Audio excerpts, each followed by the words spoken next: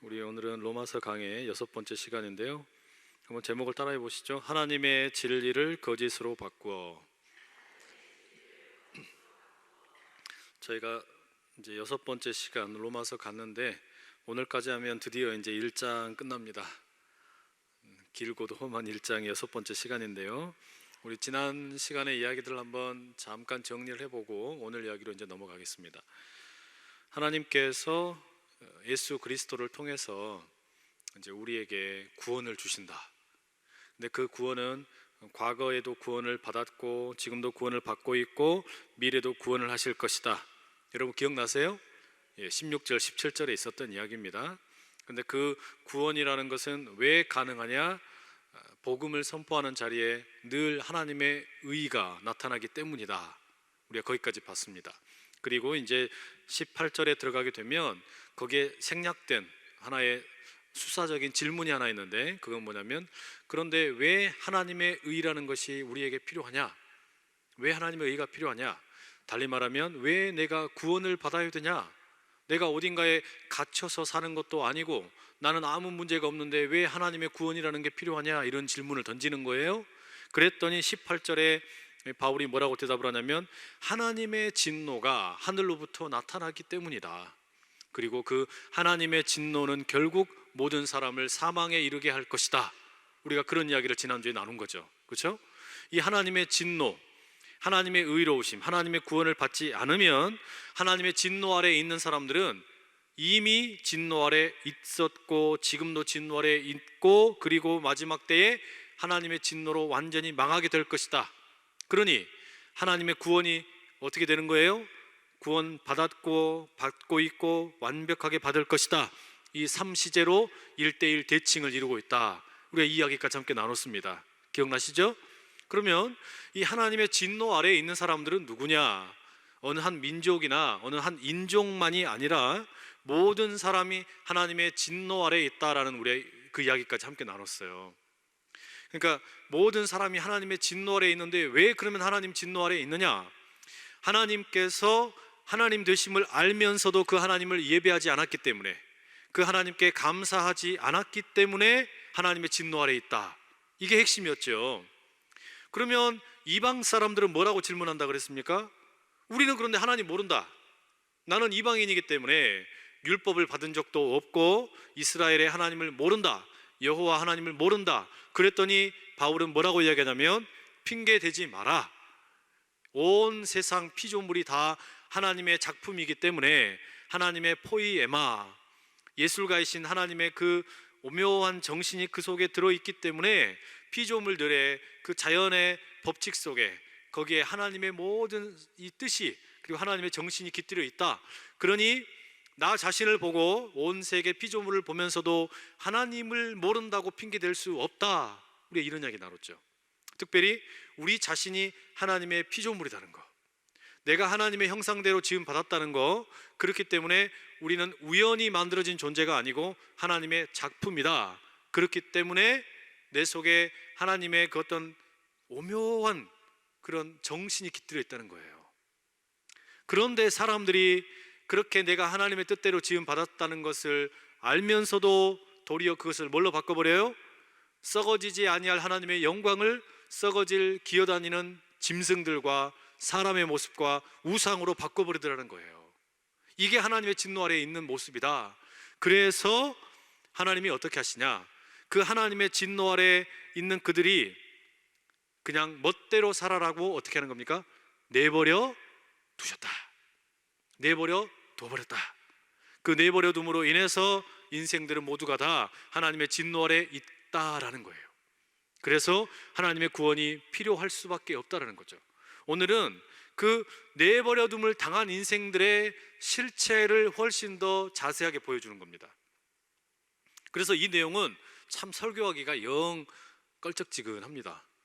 왜 그러냐면 이게 무슨 희망적인 메시지는 하나도 없고 무서운 이야기밖에 없고 부정적인 이야기밖에 없으니까 영 설교하기가 좀 그래요. 그래도 우리가 오늘 이 시간에는 뭘 봐야 되냐면, 우리가 얼마나 하나님의 영광에 이르지 못하고 하나님께 마땅히 드려야 될 예배와 감사를 드리지 못하고 우리 멋대로 내 뜻대로 하는 그런 인생이었는지, 우리가 그걸 한번 깊이 깨닫는 이 밤 되기를 축복합니다. 자, 그러면 오늘 우리가 먼저 읽어야 될 것은 24절 말씀입니다. 24절 함께 읽습니다. 그러므로 하나님께서 그들을 마음의 정욕대로 더러움에 내버려 두사 그들의 몸을 서로 욕되게 하게 하셨으니, 내버려 두사라는 말이 24절에 처음 나오고 그 다음에 이제 26절에 또 나오는데요. 함께 읽습니다. 이 때문에 하나님께서 그들을 부끄러운 욕심에 내버려 두셨으니 곧 그들의 여자들도 순리대로 쓸 것을 바꾸어 영리로 쓰며, 그 다음에 마지막 28절에 내버려 두사가 한 번 더 나와요. 시작.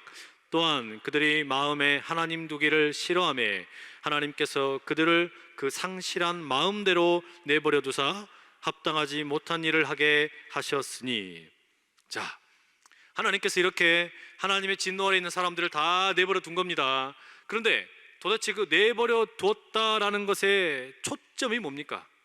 오늘 본문의 24절, 26절, 28절에 내버려 두었다 그럴 때 하나님이 도대체 무엇을 내버려 뒀다라고 이야기하고 있어요? 24절에 봐보세요. 내버려 두사 앞에 뭐라고 되어 있습니까? 마음의 정욕대로 더러움에. 26절은 내버려 두사 앞에 뭐라고 되어 있습니까? 부끄러운 욕심에. 28절은요? 상실한 마음대로. 그러면 24절, 26절, 28절에 내버려 두사 앞에는 다 어떤 단어들이 나와요? 마음. 24절에도 마음, 28절에도 마음, 26절에는 그걸 뭐라고 적어놨습니까? 욕심. 욕심도 마음에서 일어난 거죠. 그렇기 때문에 이 내버려 두사, 무엇을 내버려 둔 거냐면 우리 마음을 내버려 둔 거예요. 우리 마음을, 그래, 네 마음대로 해봐라 이거예요. 그러니까 네 마음대로 한번 해봐라, 어떻게 되는지 한번 보자. 이게 지금 하나님이 진노하심 가운데 내버려 두셨다라고 할 때 그 핵심이 뭐냐? 이 마음이에요. 마음. 사람의 모든 문제의 뿌리가 그래서 마음이라는 겁니다. 인생의 타락의 문제의 핵심이 마음이라는 거예요. 온 세상의 다툼과 시기와 질투와 이런 수없이 많은 죄악의 뿌리 속에 뭐가 있냐? 이 마음의 문제가 있다는 겁니다. 마음이 문제라는 것이 사실은 우리 성경에만 이야기하는 게 아니고 모든 종교라든지 또 심리치료라든지 이런 데서 다 마음에 대한 이야기를 많이 하죠. 그렇죠? 그래서 모든 종교는 바로 그런 점에서 공통점이 있습니다. 너나 할 것 없이 사람에게 마음이 중요하다. 겉으로 드러나는 외형적인 것보다 이 마음이 훨씬 더 부패하기 쉽고 문제가 있다. 마음이 평온하지 않으면 그 사람의 삶이 어지럽다. 여기에 대해서 공통점을 다 가지고 있어요. 특히 요즘은 더 많이 그런 관심들이 많죠. 마음을 지켜야 된다. 어떻게든지 마음의 평정심을 유지해야 된다. 이런 이야기도 우리 참 많이 듣지 않습니까? 그런 점에서 우리가 다른 종교로부터 배울 것들이 종종 있습니다. 특히 이 불교는 어떻습니까? 이 마음에 대한 성찰과 연구를 참 많이 한 종교예요. 사람의 마음이 어떤 것인지에 대해서 일종의 철학적인 연구들이 참 많이 이루어진 종교이기 때문에 배울 게 많습니다. 그런데 이 대부분의 종교에서 마음의 문제, 이 마음이 문제라는 것을 찾아내는 것, 말하자면 문제의 핵심이 마음에 있다라는 것을 발견하는 것까지는 다 오케이, 동의할 수 있는 거예요. 그러면 문제를 어떻게 해결할 거냐? 대부분의 종교는 뭐라고 답변을 하냐면 그 마음의 문제는 결국은 우리 안에 있는 마음으로부터 가능성을 찾아야 된다. 이게 뭐예요? 대부분의 종교의 해결책입니다. 그러니까 마음이 힘들고 어렵고 문제가 있을 때 다시 뭘 해야 되는 겁니까? 우리 마음 안에서 새롭게 될 수 있는 가능성을 찾아야 된다. 불교에서도 그래서 뭐라는 거예요? 뭐 참선을 하든지 명상을 하든지, 그리고 또 무슨 도교에서도 그렇게 이야기하고 또 힌두교 같은 데서도 그런 명상, 마음 지킴 이런 것들에 대한 이야기를 많이 한단 말이죠. 결국 이야기는 무슨 이야기냐면 문제가 마음에 있다라는 것, 오케이, 그거는 성경과 모든 종교가 다 동의할 만한 내용이에요. 그런데 대부분의 다른 종교, 심지어 심리치료 이런 데까지 그 핵심을 어디에서 찾으려고 그러냐면 우리 마음 안에 치료제가 있다라고 말하는 거예요. 우리 마음 안에 치료제가 있다. 그래서 그 마음 안에 있는 치료제를 찾아가지고 그걸로 어떻게 하면 되는 거예요? 상처난 부위를 회복을 시키면 된다는 거죠. 그게 대부분의 종교의 주장이란 말입니다. 여러분, 우리가 집에서 뭐 과일을 깎다가 칼을 가지고 잘못해서 이 손을 베일 수 있잖아요. 그럼 손에 어떻게 됩니까? 상처가 생기죠. 이게 눈에 보이잖아요. 그럼 어떻게 하세요? 이거 그냥 빨간 약 아까 전께 바르면 되잖아요. 그리고 후시딘도 좀 바르고, 그리고 받침구 하나 띡 붙이면 되지 않습니까? 외형적으로 생겨나는 상처는 눈에 잘 띕니다. 그런데 이 마음의 상처, 마음의 문제는 보이지를 않기 때문에 이것이 그냥 쌓이다가 폭발하는 경우도 있고, 치료되지 않고 가만히 놔두면 썩어서 냄새가 나는 경우도 있고, 이런 일들이 많단 말이에요. 그런데 그 마음의 치료제를 내 속으로부터 찾아야 된다라는 것이 대부분의 종교의 해답인데, 성경은 뭐라고 이야기하냐? 과연 그러냐? 이렇게 이야기하는 거예요. 과연 그러냐? 성경은 정말로 우리 마음의 그 문제의 핵심이, 그 문제를 치료하는 방법이 우리 안에 있는 마음의 어떤 가능성으로부터 찾아질 수 있는 거냐, 우리가 마음의 묵상을 많이 하면 해결이 되는 거냐, 이렇게 질문을 하는 거예요. 아니다. 마음을 들여다보고 내 스스로가 지금 어떤 상태인지를 연구하고 관찰하는 것은 너무너무 중요하다. 그런데 성경은 뭐라고 이야기하냐면, 우리가 마음을 들여다보면 결국 발견하는 건 뭐냐면, 가능성을 발견하는 것이 아니라 이 마음이 부패하고 죽을 수밖에 없는 내 상태이구나, 우린 이걸 발견한다고 성경이 이야기하는 겁니다. 성경은 그래서 마음의 스스로의 노력으로 그 모든 상처들을 싸매고 고치는 것이 아니라, 마음을 들여다보면 볼수록 거기에서 너무 추하고 더러운 모습들이 너무 많이 눈에 띄기 때문에 절망할 수밖에 없다라는 겁니다. 그럼 어떻게 해야 됩니까? 이 마음의 문제를 해결하기 위한 성경의 제시는 뭐냐면, 창조주 하나님을 인정해야 된다는 거예요. 창조주 하나님을 인정을 하고 그 하나님께 감사와 예배를 드려야 마음의 문제가 해결이 된다는 겁니다. 마음에 이 요동치는 것이 언제 해결이 되는 거냐면, 창조주를 만나야 회복이 가능하다라는 거죠. 왜 그렇습니까? 마음이 진짜 주인을 만나야 되기 때문에 그래요. 내 마음의 진짜 주인, 내 마음의 진짜 주인, 그 하나님을 만나야만 우리의 이 마음의 문제가 치유될 수 있는 줄로 믿습니다. 자, 오늘은 바로 이 마음의 문제를 붙들고, 그 마음의 문제가 고장이 나가지고 하나님을 하나님답게 예배하지 못하고 감사하지 못하는 이 문제로부터 파생되는 문제가 뭐냐, 세 가지를 함께 나눠보려고 그래요. 첫 번째 문제는 뭐냐면, 이 마음이 고장났을 때 나타나는 문제가 자기 숭배입니다. 자기 숭배. 25절 말씀 한번 같이 읽어볼까요? 함께 읽습니다. 이는 그들이 하나님의 진리를 거짓 것으로 바꾸어 피조물을 조물주보다 더 경배하고 섬김이라. 주는 곧 영원히 찬송하리시로다. 아멘. 뭐라고 되어 있습니까? 이는 그들이 하나님의 진리를 뭘로 바꾼다고요? 거짓으로 바꾼다. 거짓으로 바꾼다. 하나님이 진짜 예배를 받으시고 경배를 받으실 분인데, 그 하나님의 경배 받으실 것을 거짓 것으로, 피조물에게로 돌려버리는데, 그 1차적인 대상이 누가 되냐? 자기 자신이 되는 경우가 너무 많아요. 나 자신이 된다. 그래서 오늘날, 예전에도 마찬가지지만 오늘날 최고의 우상은 누굽니까? 나예요. 내가 최고의 우상이 되는 겁니다. 자기 숭배, 자기 사랑에 너무 많이 몰두해버린 인생들이 많다라는 이야기예요. 나 자신을 숭배합니다. 이게 오늘날은 많이 노골적이기도 하고, 심지어는 이게 이제 나의 숭배, 나를 내가 사랑하고 내가 나를 존중하고 이건 필요하지만, 자기를 숭배하게 되는 것을 감추기 위해서 어떻게 하냐? 돈을 숭배하거나 아니면 자녀를 숭배하거나 이런 식으로 나타나는 경우가 많죠. 내가 나를 숭배하고 있다는 것을 포장을 하는데, 그걸 뭘로 포장을 해요? 돈에다가 포장을 할 때도 있고, 때로는 자녀들에게다 그 숭배를 포장을 하는 겁니다. 그러니까 사실은 자녀를 숭배하는 게 아니고, 자녀를 통해서 뭘 하고 싶은 거예요? 내가 이루지 못한 욕심을 채우고 싶은 거예요.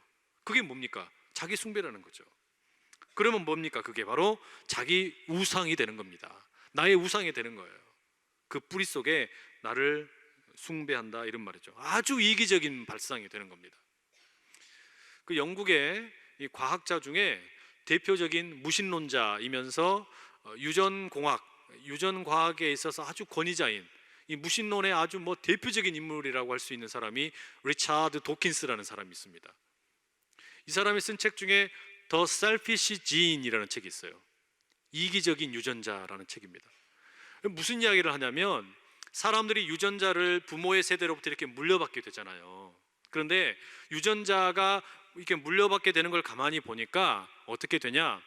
우성이 열성을 이기고 생존하는 것처럼 보니까 어떤 무슨 누군가를 측은히 여기고 사랑하는 이런 마음의 유전자는 도태되고 뭐만 살아남냐면 이기적인 유전자만 살아남더라. 그러니까 점점 사람이 이렇게 내려오다 보면 유전적으로 이기적인 유전자로 똘똘 뭉쳐 있게 된다 이렇게 말을 하는 거예요. 이게 무슨 이야기냐면요, 사람이 하나님께서 선한 마음을 창조해 주셨다고 그런 거는 망상이다 이렇게 주장하는 거예요. 하나님이 우리를 선한 마음을 창조해 준 그런 거 없어. 우리는 그냥 이기적인 유전자로 똘똘 뭉쳐 있을 뿐이다. 그러니 신이라는 것은 망상이다 이렇게 주장하는 거예요. 사람들의 사는 모습을 보니까 그렇더라는 거예요. 이렇게 누군가를 측은히 여기고 누군가를 돌봐주고 누군가를 돕고 그러는 거, 그것도 사실은 알고 보면 자기 이기적인 어떤 존경받고 싶고 그런 마음 때문에 하는 거지, 진짜 측은히 여기는 마음 때문에 하는 그런 선한 마음이라는 건 없다 이렇게 주장한단 말이죠. 이 말이 맞게 되면 어떻게 됩니까? 하나님이 없다라는 것과 똑같은 말이 됩니다.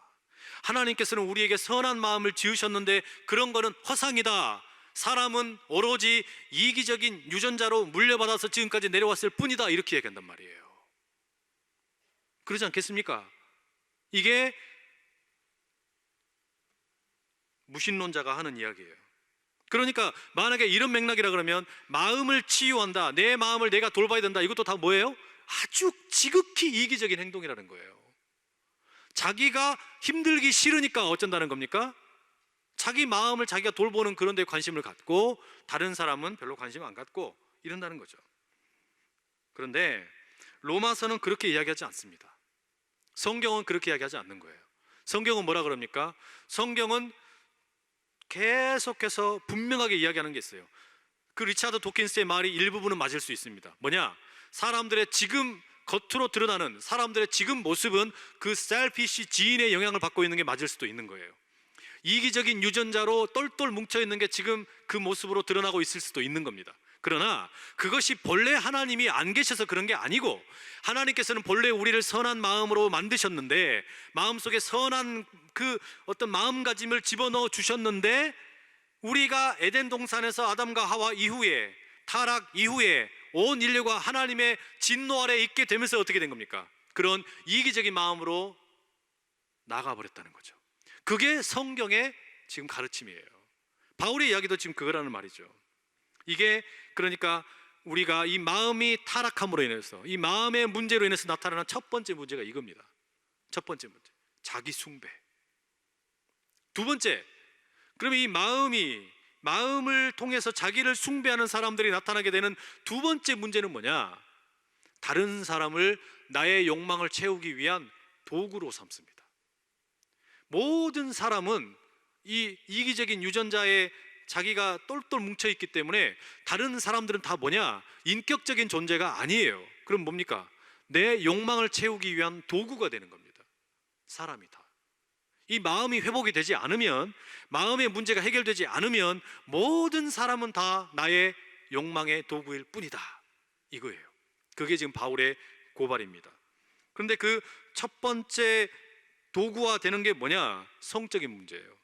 바울이 특별히 그 성적인 문제를 그 예로 들고 있습니다. 24절의 말씀 한번 보세요. 24절 다시 한번 읽습니다. 시작.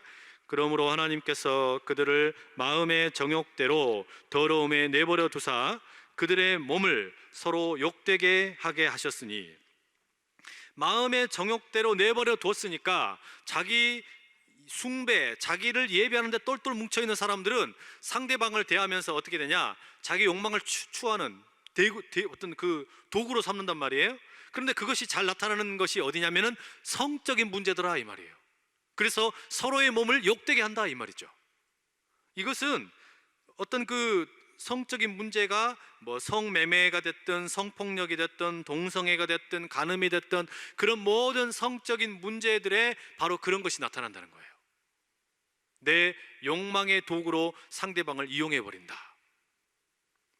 얼마 전에 그 게리라는 그 연예인이 있었잖아요. 게리 그러면은 그 리쌍이라는 그 힙합 그룹의 멤버입니다. 근데 이 게리라는 사람이 무슨 뭐 성 동영상, 그 성관계 동영상이 나왔다 그래가지고 난리가 났었죠. 근데 알고 보니까 이게 허위였습니다. 가짜였어요. 그래서 이거를 이제 경찰이 수사를 했습니다. 누가 이거를 과연 유포했나 추적을 해 보니까 걸려든 범인이 누군 줄 아세요? 30대 초반의 젊은 남자인데 의사 출신의 5급 공무원이었어요. 공부도 할 만큼 한 사람이고 지금 아주 멀쩡한 사람인데 이런 일을 저지른 겁니다. 근데 알고 보니까 이 사람이 동성애 파트너를 찾는 인터넷 사이트에 가가지고 거기에서 뭐 이 남자들을 만나서 그런 부적절한 관계를 맺고 그러면서 막 비디오를 찍고 그러다가 이런 어떤 비디오를 만나게 된 겁니다. 그래가지고는 이거를 올렸는데 그 모습이 뭐 게리랑 닮았다 그래가지고 이걸 인터넷에 띄워버린 거예요. 이게 그래서 문제가 됐었단 말이에요. 얼토당토 않는 이런 일이 일어나게 되었는데 이런 성적인 퇴폐함이 우리나라에 참 많죠. 한국에가 참 많지 않습니까? 여러분, 그렇기 때문에 우리가 어떻게 해야 되겠습니까?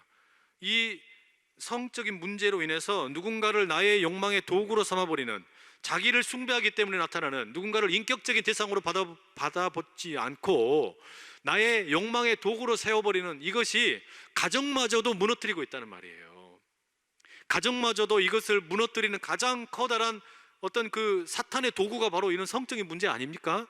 우리가 우리 가정을 잘 지킬 수 있기를 축복합니다. 근데 이 성적인 문제를 바울이 더 깊게 들어갑니다. 그게 뭐냐면 동성애에 대한 부분이에요. 우리 26절하고 27절에 나오는데 제가 26절, 여러분 27절 한 절씩 읽어보겠습니다. 이 때문에 하나님께서 그들을 부끄러운 욕심에 내버려 두셨으니 곧 그들의 여자들도 순리대로 쓸 것을 바꾸어 영리로 쓰며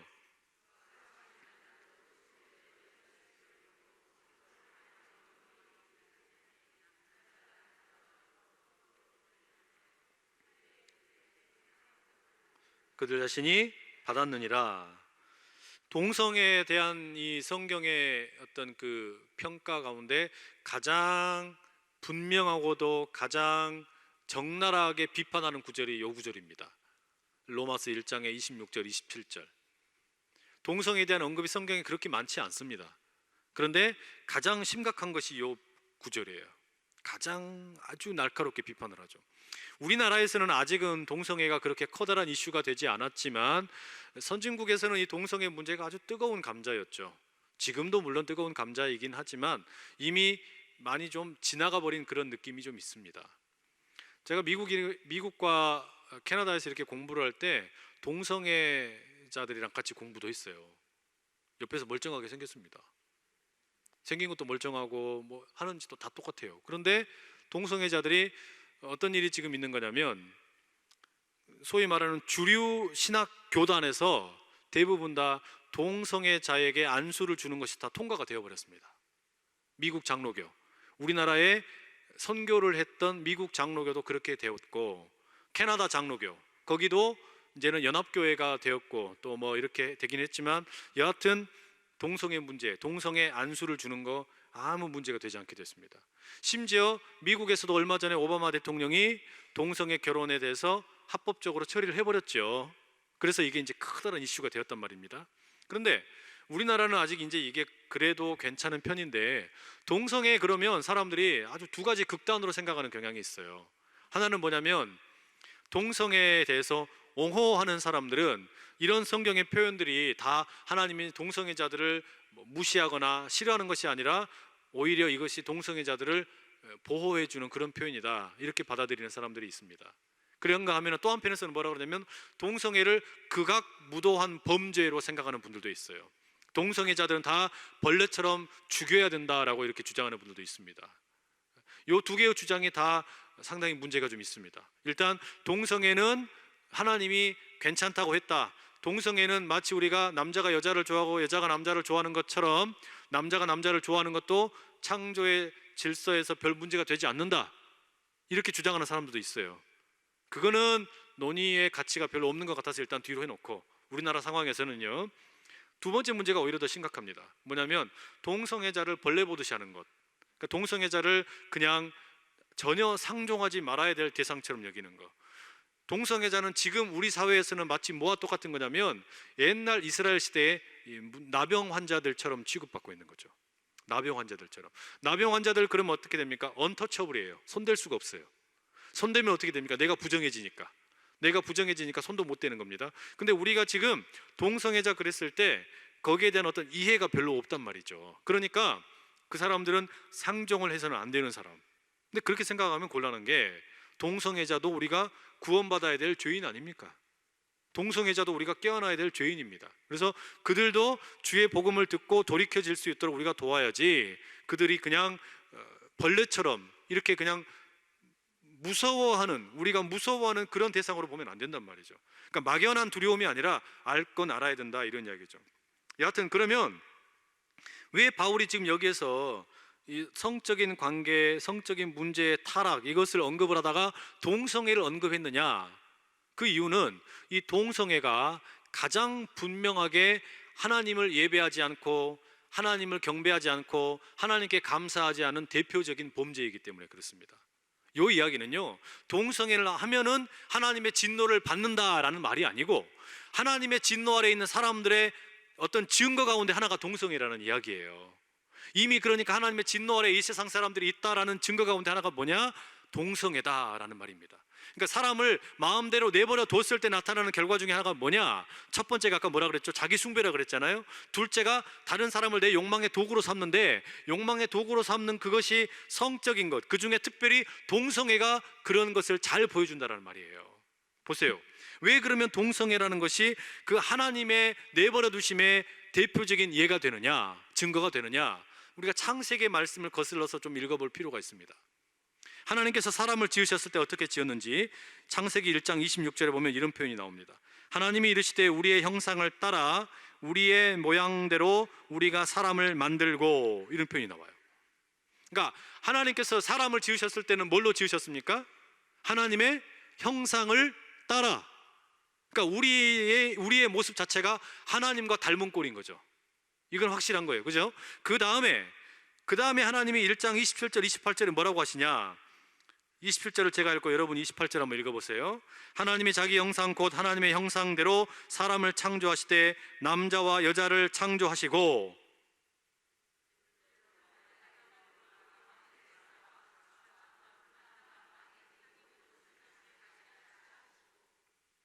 뭐가 잘렸네요. 그죠? 아무튼 넘어갑시다. 그럼 하나님이 우리를 하나님의 형상대로 만드셨는데, 그렇게 만드신 다음에 무엇과 뭐를 만드셨다고요? 남자와 여자를 만드셨다. 남자와 여자를 만드신 거. 그러니까 이게 지금 뭡니까? 사람을 만든 창조의 질서예요. 창조의 질서를 가만히 보니까 일단 사람은 창조의 질서가 하나님의 형상을 따라 지음을 받았다. 두 번째는 남자와 여자를 만드셨다. 세 번째는 그 남자와 여자를 통해서 뭐 하라고 했습니까? 복을 주시면서 생육하고 번성하여 땅에 충만하라. 그러니까 하나님의 창조의 질서의 첫 번째는 우리는 하나님의 형상대로 지음 받았다는 거, 두 번째는 남녀로 지음을 받았다는 거, 그리고 그 남녀를 통해서 생육하고 번성하여 땅에 충만할 것, 이것이 하나님의 창조의 질서란 말이죠. 그런데 동성애는 이 창조의 질서가 어떻게 되는 겁니까? 허물어지는 거예요. 허물어지는 거. 그래서 범죄가 된다 이 말이죠. 그러니까 하나님께서 우리를 지으셨을 때 본래 어떻게 지으셨냐? 우리는 하나님의 형상대로 지음을 받았기 때문에 우리가 우리 자신을 보고 우리가 다른 사람을 보게 되면, 저 사람들이 다 하나님의 형상대로 지음 받았구나, 저 속에 하나님의 어떤 정신이 깃들어 있구나, 우리가 이걸 알게 된다는 말이죠. 그리고 우리의 모습을 보게 되면, 우리는 남자와 여자로 지음을 받았고, 그래서 남자와 여자를 통해서 생육하고 번성하고 땅에 충만하는 것이 하나님의 뜻이구나, 이게 창조의 질서란 말이에요. 그런데 그것을 뒤집어 버리는 게 뭐라는 거예요? 동성애라는 거예요. 동성애. 왜 그렇게 된다는 겁니까? 아까 26절의 표현에 빌려보면 부끄러운 욕심에 내버려 둬버렸더니, 마음을 마음대로 해라고 내버려 둬버렸더니 이런 일들이 벌어졌다 이 말이죠. 또 하나, 하나님께서 만드신 창조의 질서 가운데 하나가 뭐냐, 남자와 여자의 관계를 어떻게 만드셨는지에 대해서 창세기 2장 18절 이렇게 되어 있습니다. 한번 읽어보시죠. 시작. 여호와 하나님이 이르시되 사람이 혼자 사는 것이 좋지 아니하니 내가 그를 위하여 돕는 배필을 지으리라 하시니라. 남자와 여자는 무슨 관계라고요? 돕는 배필이다. 돕는 배필, 달리 말하면 상호 보완적인 관계다, 이런 이야기예요. 그러니까 남자와 여자는 돕는 배필로 지어졌기 때문에 그것도 역시 창조의 질서, 하나님의 정신이 그렇게 되어 있는 겁니다. 그런데 남자랑 남자가 붙어버리면 이건 뭐예요? 이건 창조의 질서가 아니라는 말이죠. 여자와 여자가 같이 있는 것도 이것도 창조의 질서가 아니다. 그거는 하나님의 본래 지음받은 형상을 따라서 행동하는 것이 아니다 이 말이에요. 그러니 하나님의 내버려 두심, 마음대로 하고 있는 인생의 첫 번째가 자기 숭배이고, 그 자기 숭배가 결국은 다른 사람을 내 욕망의 도구로 삼게 되는데, 그 욕망의 도구로 삼게 되는 것이 대표적인 것이 성적인 타락과 함께 동성애다 이 말이에요. 왜 그렇습니까? 하나님의 천지 창조의 질서를 너무나 많이 위배하고 있다, 이런 이야기를 담고 있는 거죠. 바울이 그래서 이런 그 동성애에 대한 이야기를 이렇게 이야기를 많이 하고 있는데, 여기에 그러니까 지금 첫 번째가 자기 숭배이고 두 번째가 성적인 문제, 특별히 동성애 문제인데, 여기에 핵심적인 표현이 뭐냐? 바꾸어라는 말입니다. 바꾸어. 1장 23절 보세요. 지난주에 읽었던 1장 23절. 자, 함께 읽어보겠습니다. 시작. 썩어지지 아니하는 하나님의 영광을 썩어질 사람과 새와 짐승과 기어다니는 동물 모양의 우상으로 바꾸었느니라. 바꾸었느니라. 뭐냐면 하나님의 형상, 썩어지지 아니할 하나님의 그 영광을 썩어져 없어질 동물과 사람과 기어다니는 것들의 모습으로 바꿔버렸다. 이게 뭐예요? 하나님의 그 창조의 섭리를 알면서도 어겨버린 사람의 죄입니다. 바꿔버린 게. 그런데 이 바꿔버렸다는 표현이 24절에서 25절에 한 번 또 나오죠. 24절에 보시면 마음의 정욕대로 더러움에 내버려 두사 그들의 몸을 서로 역되게 하게 하셨으니, 그렇게 해가지고 25절에 보시면 하나님의 진리를 거짓 것으로 바꾸어. 그러니까 성적인 타락도 뭐라는 거예요? 바꿔버린 거예요. 하나님의 진리를 바꿔버린 거예요. 그 성적인 문제가 하나님의 진리를 바꿔버린 건데, 그것이 더 자세하게 분명하게 나타나는 타락의 문제가 동성애라는 겁니다. 26절에 그래서 뭐라고 되어 있어요? 그들의 여자들도 순리대로 쓸 것을 바꾸어 영리로 쓰며. 바꾸어. 그러니까 여기서 바꾸었다라는 것은 결국은 뭐가 되는 거냐면, 천지를 창조하신 하나님, 그분을 거부하는 것이고, 동시에 사람이 하나님의 형상대로 지음받았다는 하나님의 성적 역할, 하나님이 만드신 남자와 여자의 성적인 역할도 거부하는 거죠. 그래서 어떻게 하는 거예요? 남자가 남자의 역할을 거부해버리고 여자가 여자의 역할을 거부해버리는 거. 이게 뭡니까? 바꾸어. 여기 바꾸어 그런 거예요. 이게 지금 그래서 성적인 타락을 보여주고 있다, 이런 말이죠. 그렇게 바꾸어 버리니까 어떤 일이 일어나는 겁니까? 결국은 경건하지 않음, 다시 말하면 순리를 뒤집어서 영리가 되어버리는, 순리 그러니까 본성, 달리 말하면 하나님의 창조의 질서, 이거를 뒤집어서 본성을 뒤집는 영리, 하나님의 창조의 섭리를 엎어버리는 일이 일어났다라는 말이죠. 이게 두 번째, 우리의 마음의 문제의 두 번째 나타나는 결론이 이겁니다. 세 번째는 뭐냐? 이제 28절에서 31절에 나오는 이야기인데, 결국 결론적으로 뭐라고 얘기하냐면, 우리의 마음이 그렇게 망가지고 깨지고 나면은 무슨 일이 생기냐? 결국은 우리가 몸담고 있는 모든 공동체가 깨진다. 공동체가 다 깨진다. 28절에서 31절인데요, 제가 28절 읽고 여러분 29절 읽고 이렇게 한 절씩 31절까지 한번 읽어보겠습니다. 또한 그들이 마음에 하나님 두기를 싫어하매 하나님께서 그들을 그 상실한 마음대로 내버려 두사 합당하지 못한 일을 하게 하셨으니.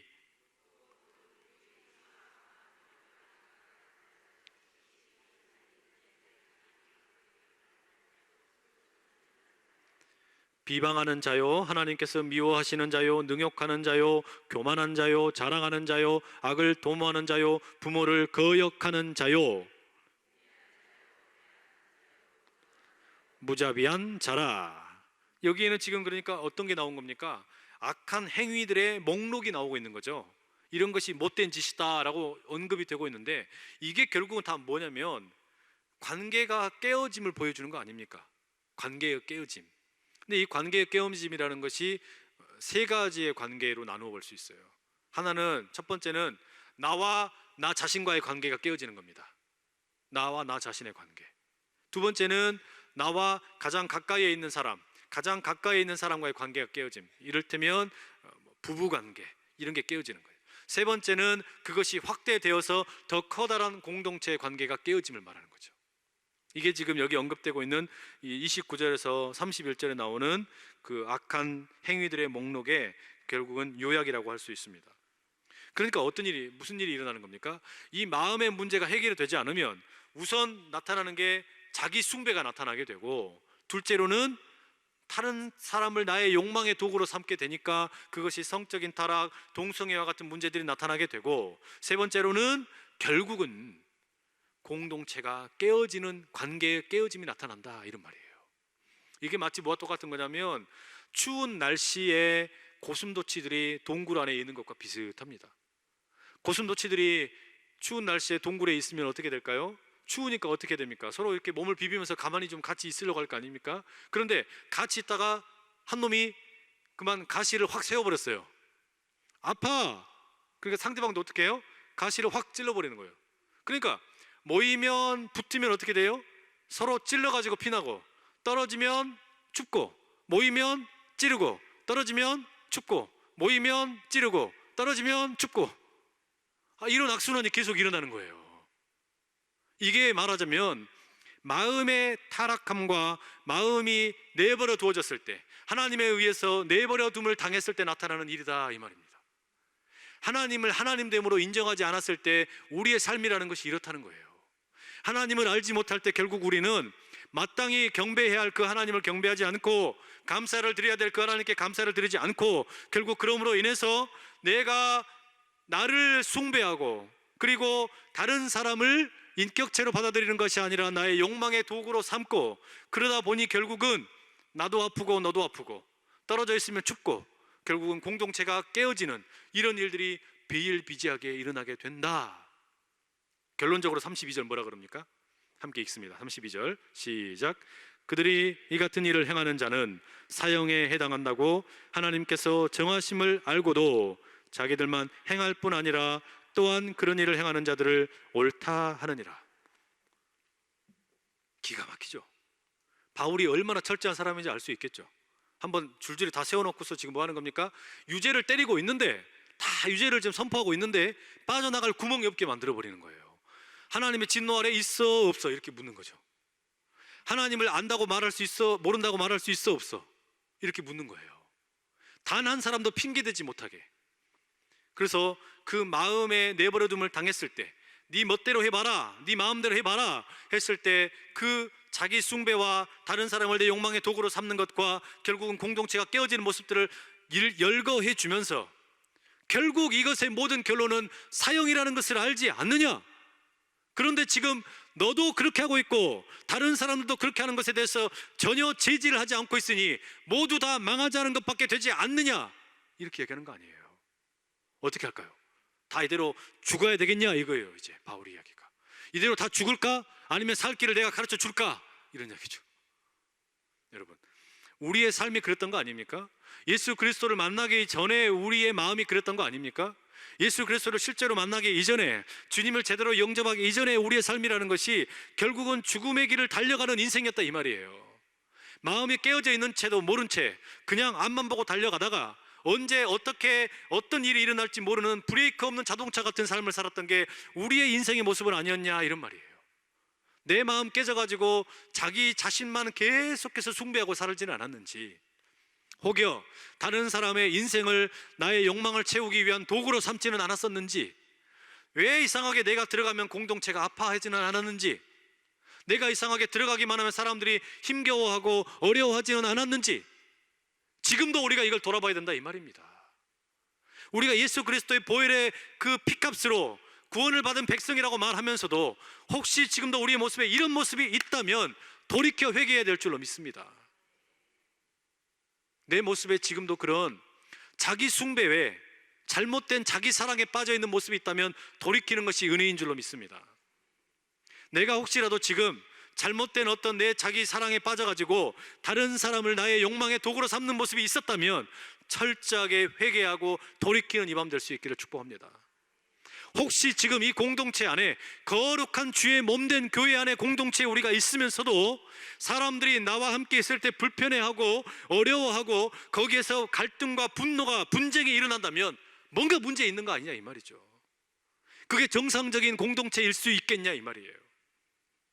우리가 그 공동체의 모습을 건강하게 회복하기 위해서 지금 내게 필요한 결단이 무엇인지 우리 주님께 묻고 돌이키는 이 밤 될 수 있기를 축복합니다. 결국 인생의 모든 문제의 해답은 그래서 예수 그리스도밖에 없다라는 말이에요. 예수 그리스도의 그 십자가의 죽으심과 부활이 선포되는 자리에 언제나 나타나는 하나님의 의로움이 있어야만, 그래야만 우리가 구원을 받게 되는, 믿는 모든 자에게 구원을 주시는 하나님의 능력이 나타나는 것이고, 그렇기 때문에 우리가 그 복음을 부끄러워하지 않는 바울과 같은 인생을 살 수 있게 될 줄로 믿습니다. 같이 함께 그 길을 가보시지 않으시겠습니까? 네, 기도하겠습니다. 사랑하는 아버지 하나님, 우리 자신을 돌이켜 다시 한번 우리의 마음을 들여다보면 여전히 죄악과 어두컴컴한 마음의 허망함과 생각의 허망함과 그 마음의 어두워짐으로 가득한 우리들임을 보게 됩니다. 주여, 지혜롭다라고 생각했지만 도리어 오히려 어리석게 살아갔던 우리의 인생이 아니었는지요. 우리를 회복시켜 주시옵소서. 우리의 마음에 망가져 있던 것을 주여 돌이켜 주셔서 주님, 잘못된 자기 숭배로부터 돌이키게 하여 주시고 다른 사람을 인격적으로 대하는 것이 아니라 나의 욕망의 도구로 삼았던 모든 죄악 덩어리들을 떨쳐버리게 하여 주시옵소서. 뿐만 아니라 우리 안에 있던 공동체의 깨어짐, 그 모든 것들을 주여 우리가 끌어안고 아파하며 돌이켜 회개하는 놀라운 은혜가 우리 모두에게 있게 하여 주시옵소서. 예수님의 이름으로 기도하옵나이다. 아멘.